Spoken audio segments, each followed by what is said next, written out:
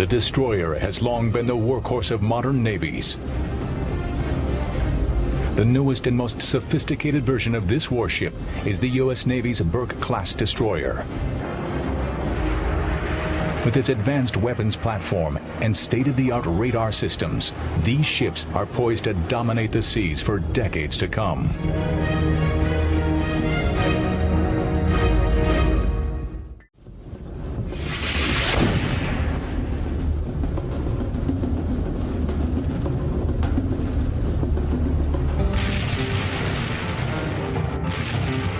Fierce naval clashes of battleship against battleship are an iconic image of past wars.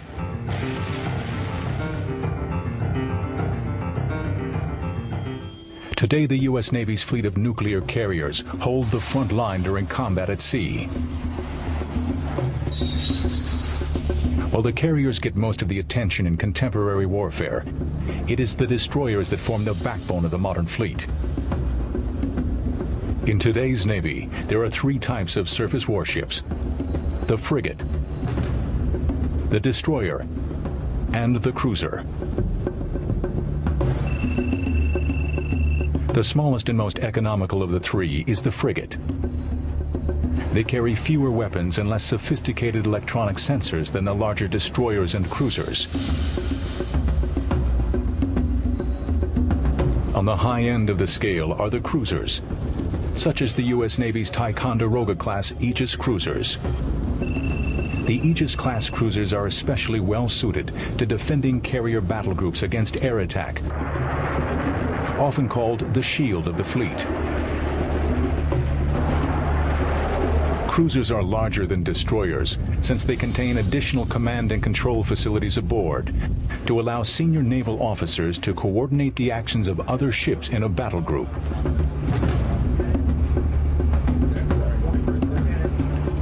The destroyer fits in between the frigate and the cruiser.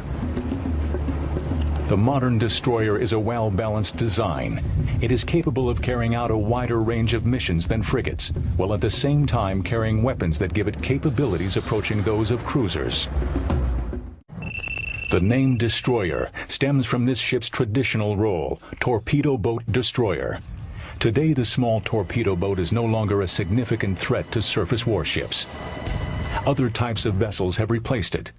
The most deadly torpedo boat today is the submarine, and destroyers like the Arleigh Burke are designed to combat the undersea threat.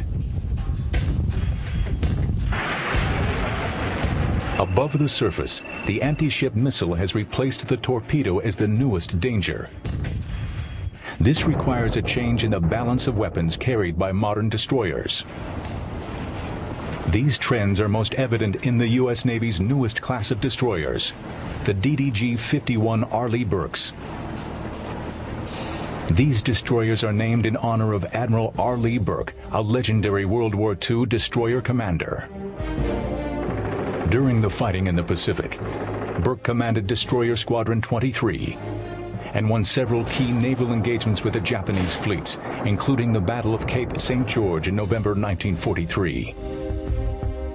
Burke went on to play a prominent role in shaping the post-war U.S. Navy.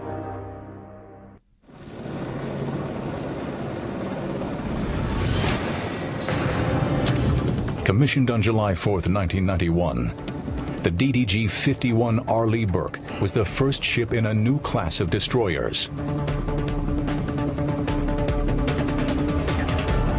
Among the ships in this class is the DDG-67 USS Cole, which was brought to the world's attention in October of 2000, when it was attacked by terrorists and 17 sailors were killed.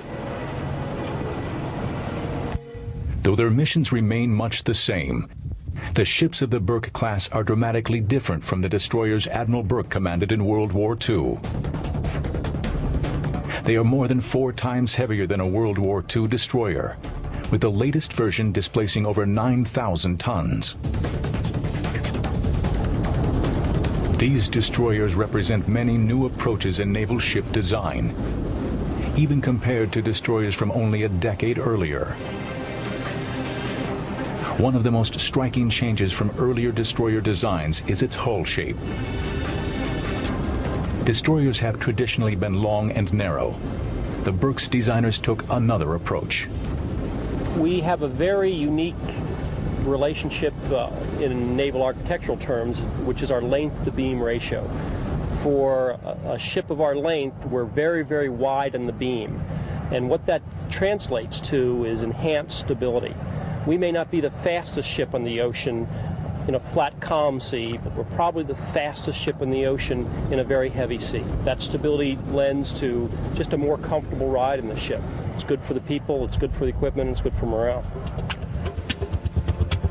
The Arleigh Burke was the first American warship in many years to use this new hull configuration. Other warships, including those of most other navies, still retain the more traditional proportions. Operational experiences of the Burke class confirm the advantages of this new design. Fairly significant storm that had just come through, creating 18 to 22-foot waves. The escort ship that we had was a Knox-class frigate. They could not physically go through the area that we were in due to the high sea state, high winds, and just the rolling of the ship was creating a dangerous environment for the crew. That's not to say that we wouldn't eventually come to that point too, but in 22-foot seas, the ship is taking maybe 8 to 10 degree rolls and can maintain 20 to 25 knots indefinitely, and that's a lot more than a lot of other ships can take. Besides its unique hull shape, the Burke also incorporates other significant changes in naval architecture, one being a return to steel construction. Destroyers of the Second World War were made of steel. By the 1960s and 1970s, steel was being replaced by aluminum. The switch in materials was due to the increasing weight of radars and other sensors, high up in the masts, which made the ships top-heavy. Aluminum was an excellent alternative to steel, since it offered strength at a lower weight. But it had its disadvantages in some respects, particularly in the case of battle damage and fires. The designers of the Arleigh Burke wished to return to steel construction and at the same time retain the many advanced electronic systems which have become essential to all modern warships. Well, what we've done on board Arleigh Burke was we've taken a lot of the vital spaces, taken them out of the superstructure, moved them down into the hull itself, and therefore we can afford to have steel topside. So you basically take your weight, relocate it from top down, and then you can afford to have more weight topside. Plus we've increased the beam of the ship so the ship won't be as top heavy or prone to rolls. It's a very stable platform on top of it. The Burke has a much more compact design than its predecessors. Its superstructure is sleeker and less cluttered than previous designs. And its architectural innovations make it more survivable in combat. The most obvious change in warship design since the Second World War is the physical impression of the ship. World War II destroyers bristled with guns. A typical destroyer would be armed with 4 or more turreted 5-inch guns. And there would be dozens of smaller anti-aircraft guns. Burke destroyers seem to be nearly devoid of weapons. The only weapon immediately obvious is the 5-inch gun on the bow. Appearances are deceiving, however, as these ships contain more effective firepower than any World War II warship. Burke-class destroyers carry a variety of missiles. SM-2 Standard missiles for surface-to-air attack. Harpoon anti-ship missiles for over-the-horizon surface threats. VLA missiles for anti-submarine warfare. And Tomahawk subsonic cruise missiles for land attack. Should any threats slip by the ship's missile defenses, Burke destroyers are also fitted with 6 torpedoes and 2 types of machine guns.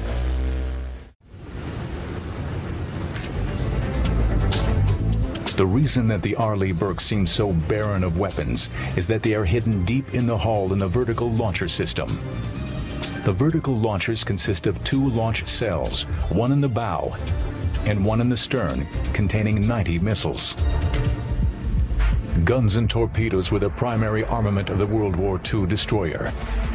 But on Burke destroyers, missiles are the primary armament.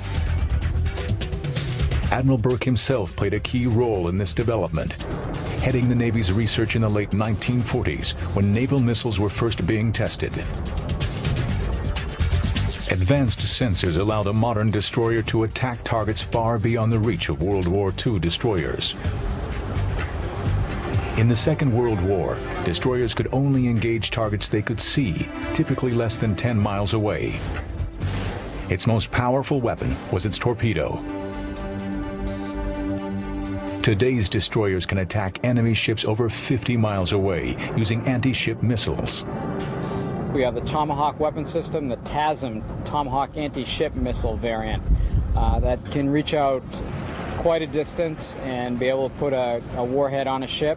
For a somewhat closer in action, but still over the horizon, we have the Harpoon cruise missiles, anti-ship cruise missiles. Those are pretty common throughout the Navy. For close in action, I have the option of using my gun system, my 5-inch gun system, or I can use standard missiles in their surface-to-surface mode. Can also, of course, control aircraft, and the ship is designed to be part of a carrier battle group, so we can use carrier-based aircraft, or for that matter, land-based aircraft, and direct them to conduct engagements for us. The Harpoon missile carried by the destroyer has been adapted for use by aircraft as well. It can be launched by the Navy's P-3C Orion, as well as the Air Force's B-52H Stratofortress bomber and the F-16 Falcon fighter. The long reach of the Tomahawk adds an unprecedented level of firepower to the modern destroyer, enabling an attack on land targets hundreds of miles from the sea. Until the advent of the Tomahawk, the only tactical naval weapons capable of such range were carrier-based aircraft. This ability was used with great effectiveness in the 1991 Gulf War. One of the first weapons that arrived in Iraq was a cruise missile launched off of an Aegis cruiser. That kind of capability to project power ashore hundreds of miles with great precision, that's a wonderful capability, and once again I think it lends to the balance and flexibility of this class of ship. The array of missiles in the vertical launchers can be changed depending on the Burke's mission. In the event of a hostile air attack, the Burke can launch the standard air defense missile. The standard missile provides protection against aircraft and cruise missiles at distances unimaginable in World War II. Radar guides the standard to its target, even if the target is moving near supersonic speeds. The standard forms the first layer of the air defense belt around the ship, reaching out dozens of miles.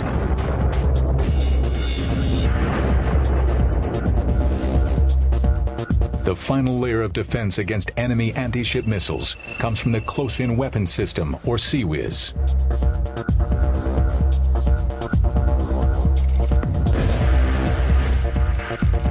CWIS provides us an anti-ship missile defense. We try to engage at the furthest distance. If those break down and somebody happens to sneak through, the close-in weapon system will come into effect there. It's fully automated. It contains its own search and tracking radars. Basically, you can turn the system on and walk away from it, and it'll protect the ship.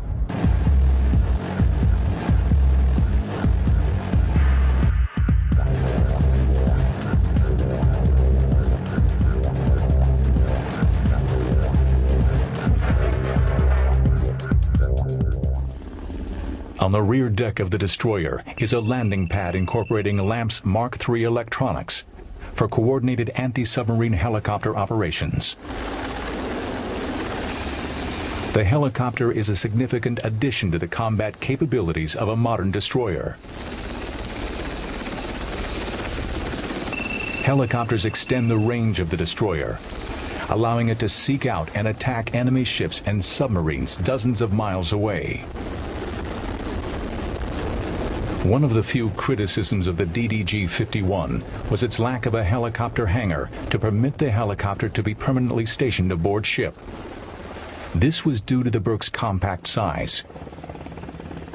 Newer Burke Class destroyers, designated as Flight 2 ships, were lengthened and substantially reconfigured to incorporate a helicopter hangar facility. These ships can carry 2 SH-60BR Seahawk helicopters.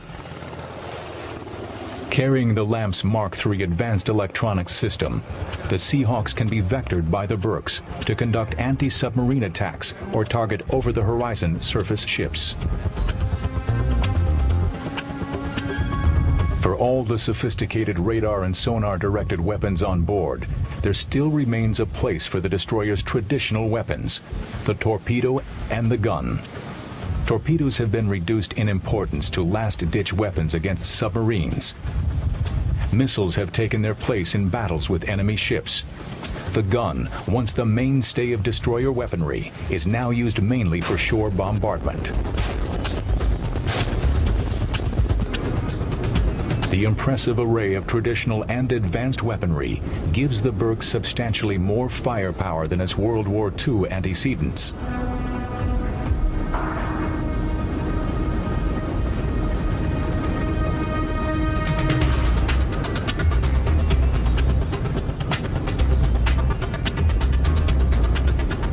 The combat power of a ship can no longer be judged by its weapons alone.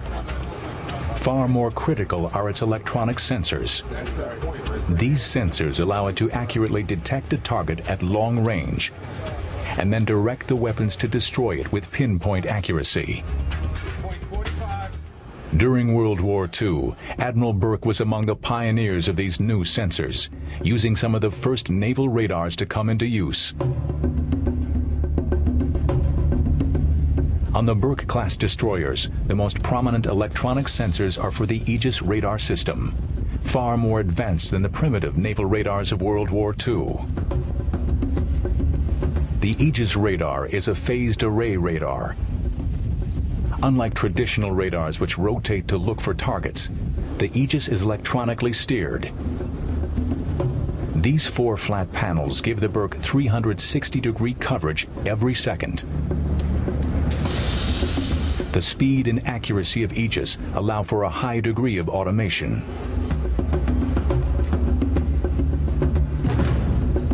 We have a very highly automated, computerized system, so we can take advantage of a rapidly developing scenario that we can respond very, very quickly. And in a highly automated, computerized system like the Aegis weapon system, we can detect, track, and engage an incoming threat very quickly.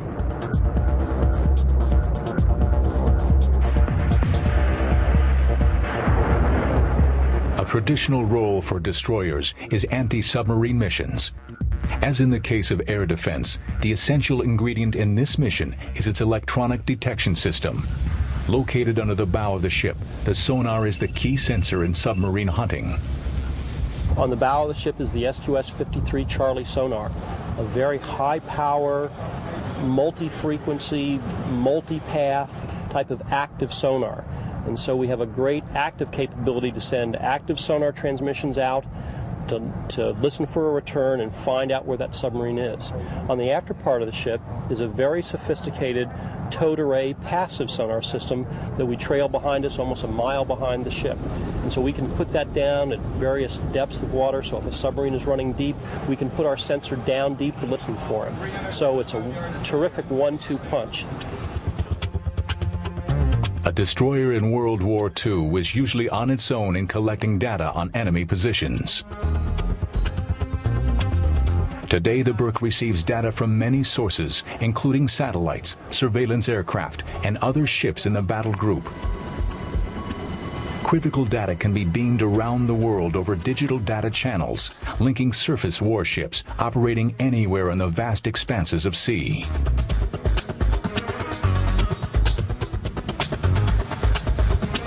We will link with a number of different platforms that are in the battle group. It could be other ships in the area or other ships even over the horizon. They'll send us the information that they have. We'll send them the information that we have, so you get one overall combined picture.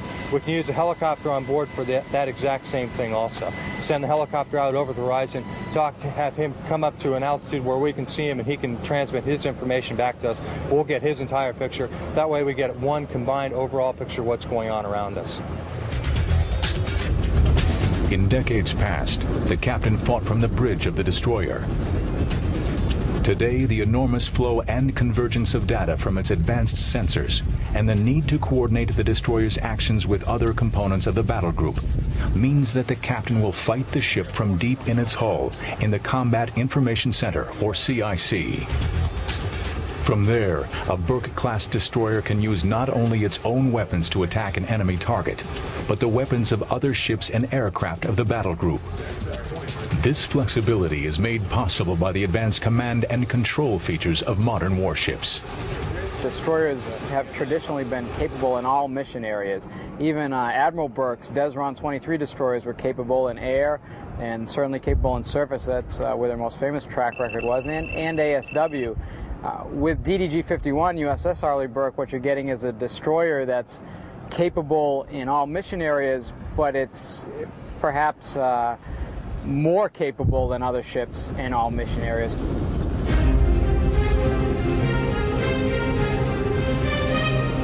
For all their technological differences, the modern destroyer plays much the same role as its World War II ancestor, including air defense, surface attack, and anti-submarine warfare. As the threats to surface warships have changed, the destroyer has adapted to meet them. Today, the modern destroyer remains the workhorse of the Navy.